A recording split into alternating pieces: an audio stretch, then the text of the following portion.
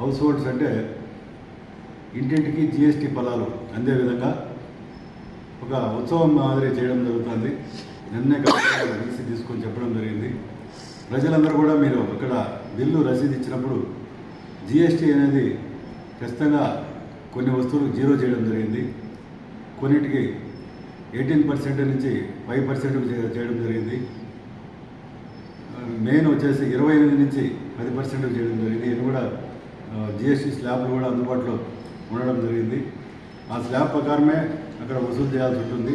దీనిపైన టీమ్స్ కూడా వేయడం జరిగింది. ఎవరైతే ఈ జిఎస్టీ ట్యాక్స్, కమర్షియల్ ట్యాక్స్ సంబంధించినటువంటి వాళ్ళందరూ కూడా దీంట్లో టీంలని డిస్టిక్ లెవెల్, మండల స్థాయి లెవెల్, కాన్స్టిట్యూషన్ లెవెల్ టీమ్స్ అన్ని ఫామ్ చేయడం జరిగింది. మన పురపాలక సంఘ పరిధిలో మాకు కూడా ఒక కొన్ని ఐటమ్స్ పైన ఇవ్వడం జరిగింది.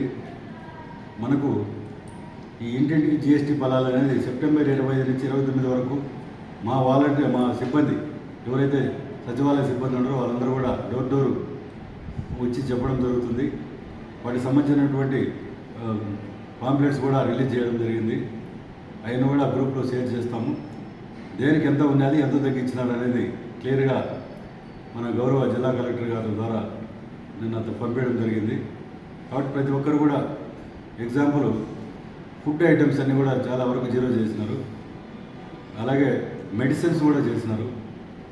ఎడ్యుకేషన్కి సంబంధించిన స్టేషనరీ, స్పోర్ట్స్కి సంబంధించినట్టు కానీ, ఉమెన్ అండ్ చిల్డ్రన్స్ కానీ, ట్రాన్స్పోర్ట్కు సంబంధించినటువంటి కానీ ఇవన్నీ కూడా 25 నుంచి 29 వరకు మీ ఇంటికి వచ్చి ప్రజలు అవే మా సచివాలయ సిబ్బంది అందుబాటులోకి వచ్చి చెప్పడం జరుగుతుంది.